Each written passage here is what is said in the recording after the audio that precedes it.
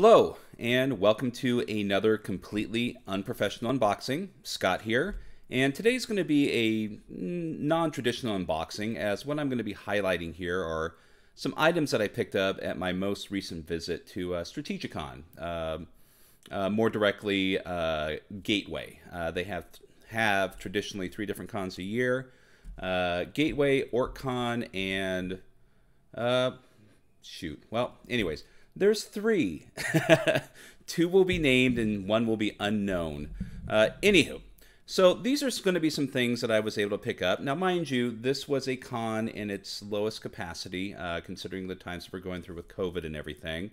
They were requiring people be vaccinated. They were requiring masks at all time.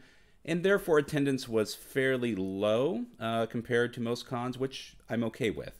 Baby steps is how things should be taken in the coming years.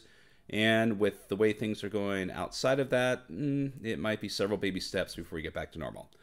But that aside, there was a decent vendor turnout, and likewise, they have a side flea market with several things. And it's the flea market I was most interested in this year. And granted, the offerings weren't that big. Most of them were old board games and war games, which are great. I do play those and enjoy them, but I was looking specifically for some role-playing games.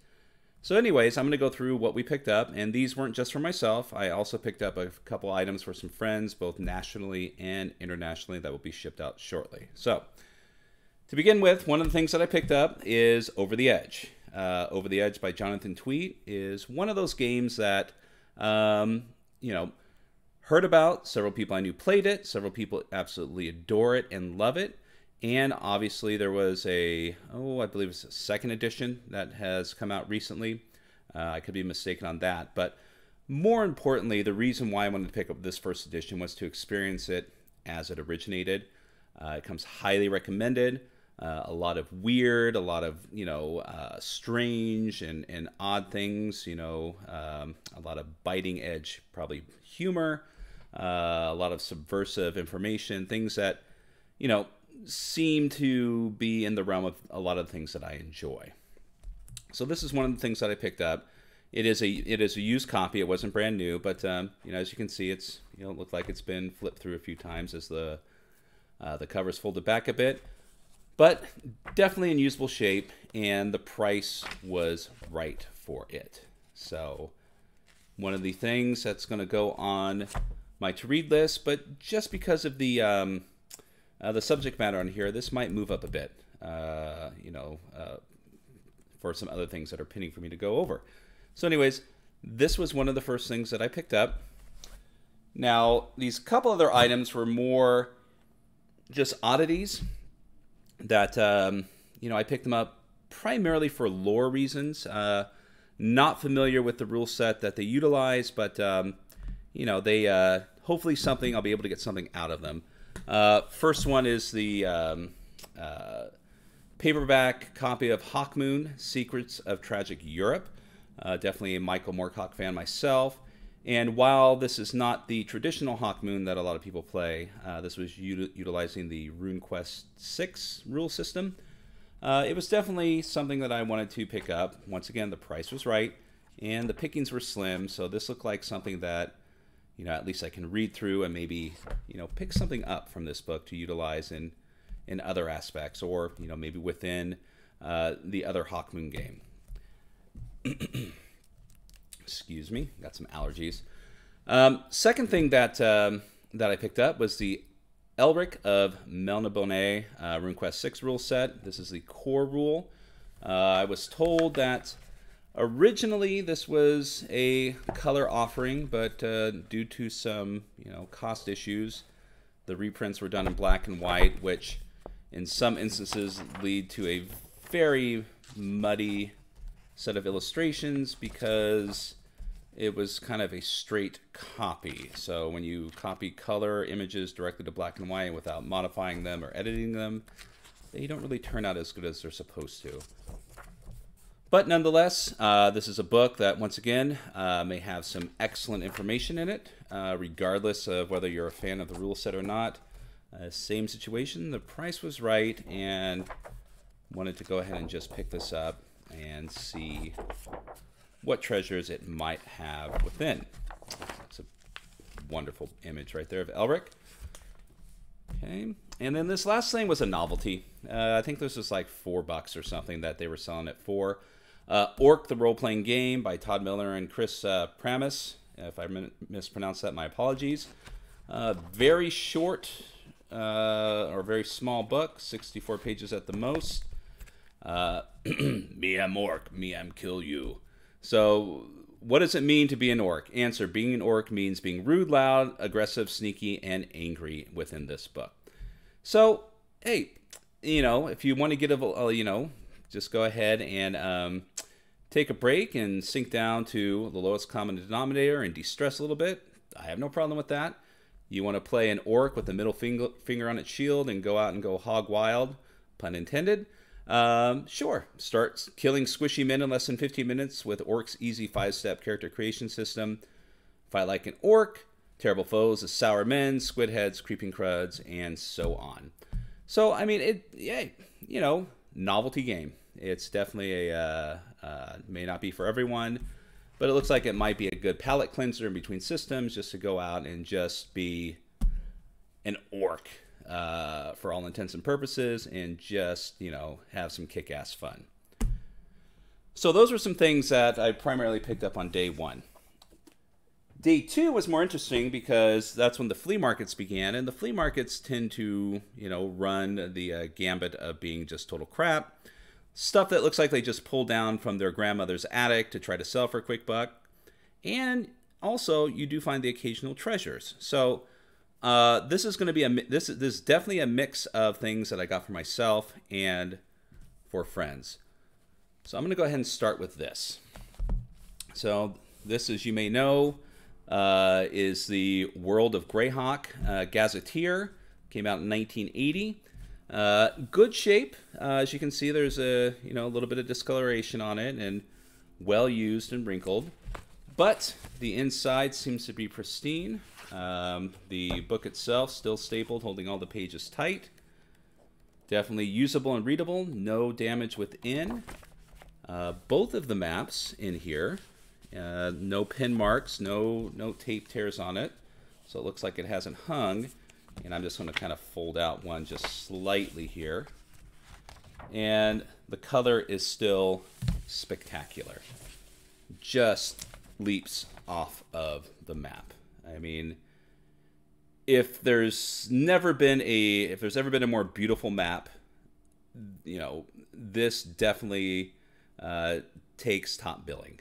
I know that there's several other maps out there that rival this one, but for a lot of people, young and old, once they see these, there's just no comparison to other maps that are out there within the RPG world.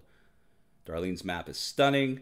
It is a treasure, and it is a wonder to behold. And between this and the second one, this is probably going to be kept safe and not used. I may even see about framing it for the purposes of keeping it nice for all time. But of course, like with other things, when you buy used stuff comes little hidden treasures. so this person who had this in several different incarnations wanted to make themselves a paladin. So we have a variety of character sheets being utilized in here. This one is Randolin, who is a female paladin.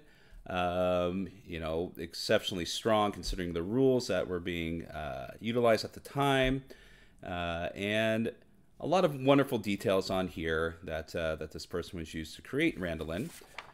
But that wasn't enough. They decided to type, you know, whatever computer they were utilizing at the time.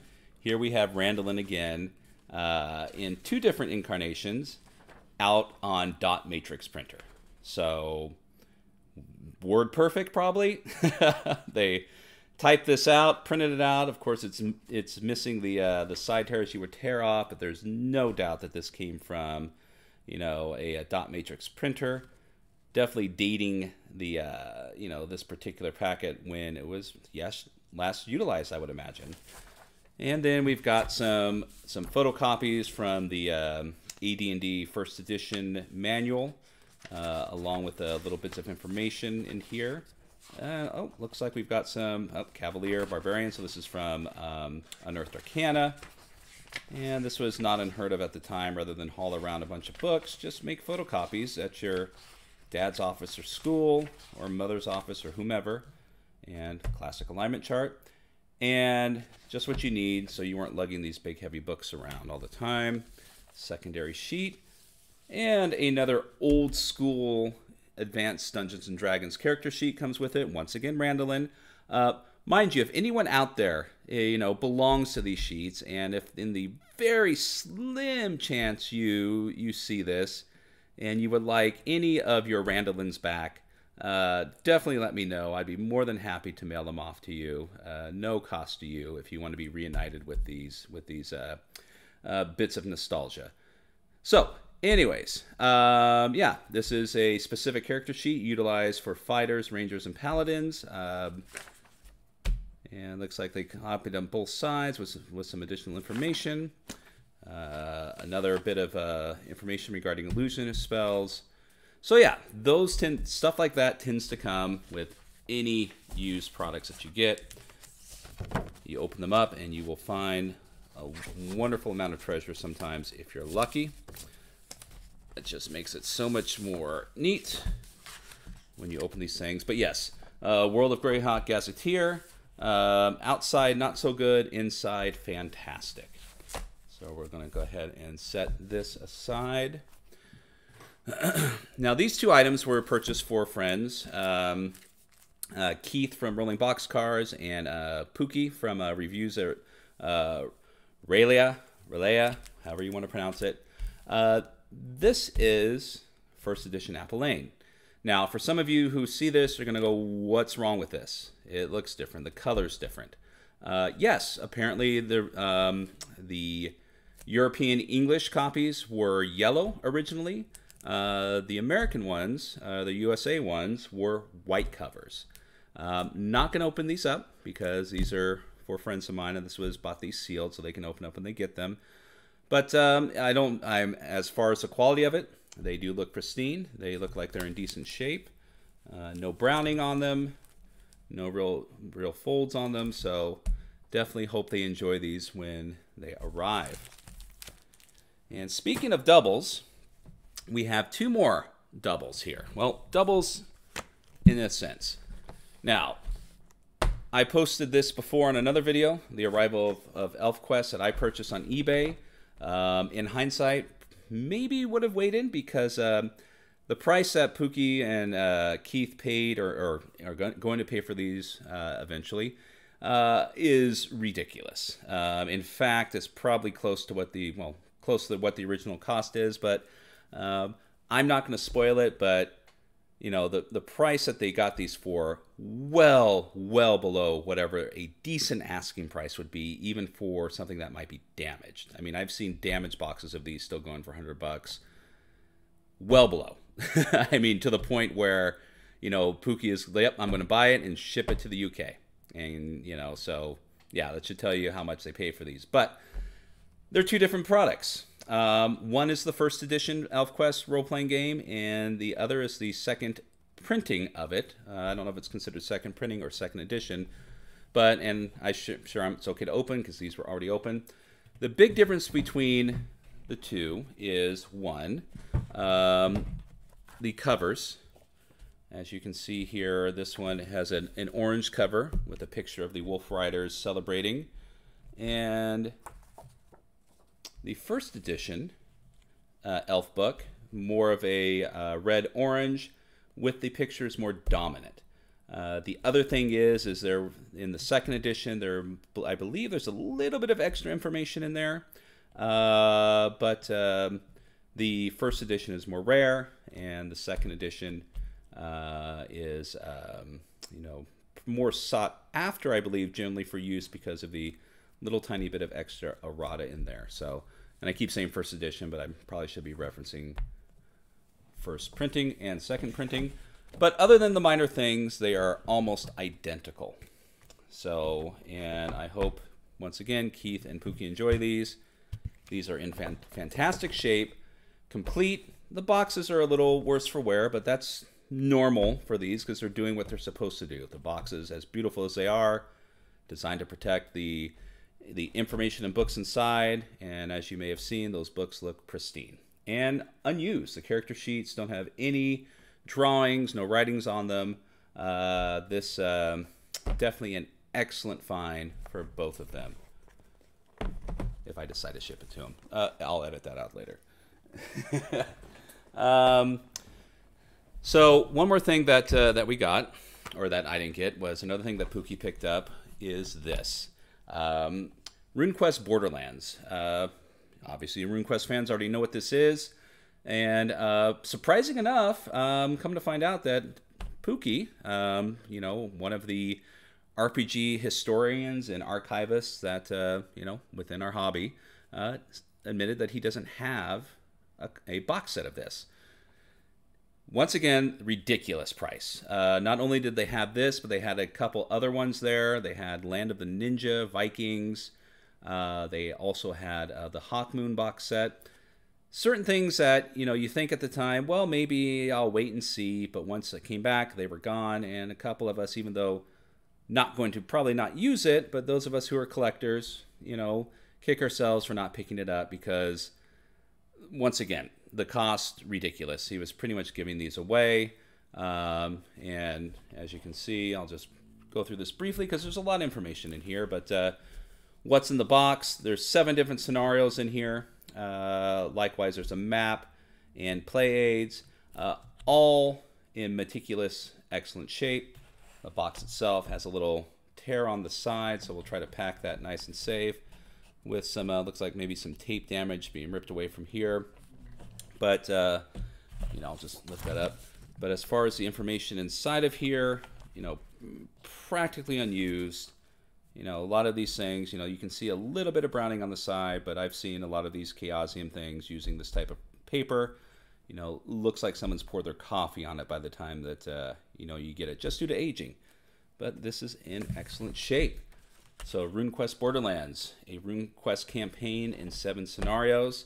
You know, Pookie, I expect you to incorporate this into our RuneQuest campaign ASAP. And I have one other item. This was something that I picked up for myself. Now, this is an interesting product, and this is one that did a little bit of research on after picking it up, and also a little bit of research while I was there, considering what it is. So this is the Complete Warlock. Essentially what it is, it's a Dungeons and Dragons aid, and something that seems like was published very similar to how, you know, a lot of the Judges Guild things were, and maybe even Arduin, before TSR got a little hinky about their, you know, things that were printed without their okay, or without them paying a licensing fee. So I don't know the whole history about this, but one thing I do know is, 1, it's extremely rare. 2, this particular cover with the gradient, you know, green, yellow, orange, red spectrum on there, equally as rare. What this book is, it was published by Balboa Game Company in Long Beach, California, just right down the road from me here. And it looks like it's supplemented several different gaming companies here, along with, or this is what they were, wholesale distributors, so they were distributing things too. But what it essentially is I will kind of open it briefly, is not a word-for-word recreation, but, you know, essentially a reference book for D&D with some minor adjustments of their own. Kind of similar to a lot of publications that were coming out at this time. As D&D was gaining popularity, people were jumping on the bandwagon, and adding, you know, creating these things, thinking, you know, this shouldn't be an issue, but as we know, it eventually was. But yeah, this was published in 1978. You know, they are credited with the creation of Dungeons & Dragons and shown that it's copywritten by, but I would imagine that this was not something that was officially licensed, so to speak.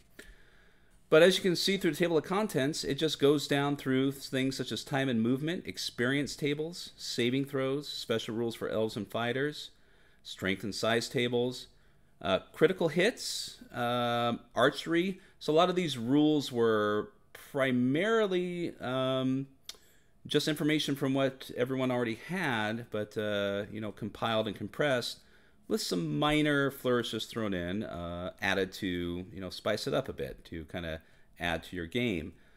But for the most part, there's nothing wholly unique about it. It's just one of these wonderful things. As mentioned earlier, you would photocopy some pages that you need, take it with you for easy portability, and save you the hassle. This would be one of those things that you would buy. I know several gaming companies utilize this, not so much these days, but they used to. Just this small little companion book that it's like a very detailed DM screen. All the things that you can't fit on there, but the information within is just kind of cuts the fat out of stuff you don't need, and has it here for ease of use. Spell descriptions, abilities, and whatnot. So as far as the general history behind this, I don't know a whole lot about it. I mean, other than it's extremely rare. But when I was looking to get this, the gentleman selling this was like, oh, well, how much do you want for it? He's like, well, according to Amazon, this is selling for $200. And no, no, you don't grade purchases on what Amazon's selling at. Amazon is completely inflated. There was a little bit of back and forth, talked to them a bit here and there, but eventually, what it broke down to was a nice little agreement between purchasing this and likewise the World of Greyhawk Gazetteer together at, once again, I know I've been emphasizing this, a severely discounted price. And of course, at the time of purchasing this, I know I got a deal, but after doing a bit of research, looking online at various people selling this particular product, I was a bit shocked. So once I'm done paging through this is going back into the bag and boarded, that it came with to keep it nice and safe. And, just it may go on the shelf of glory. It may go into a frame. May sell it to an interested party, who would like to have a complete archive if they're looking for this particular item. But definitely my favorite find from the con. So this kind of made it all a little bit worth it. And so therefore, that is going to conclude this. So it wasn't a giant haul. A lot of, wildly swingy things as far as what was purchased, but as mentioned, there really wasn't a lot there. It was either this or 5e stuff. And, yeah, I'm sure as hopefully we get a grasp on the COVID situation and, the cons that we were able to enjoy and love reopen back up again, and we can go back, in a more safer environment without hopefully having to worry about proving people are vaccinated in the long term, that the availability in a lot of these things will return to the cons that we love, and we may be able to find little treasures like this. But so that's going to, as mentioned, that's going to conclude these completely unprofessional unboxing. Once again, my name is Scott, and I look forward to you next time when something that I got in the mail yesterday I'll be unboxing, and what is inside will remain to be seen. Have an excellent day, and we'll see you soon.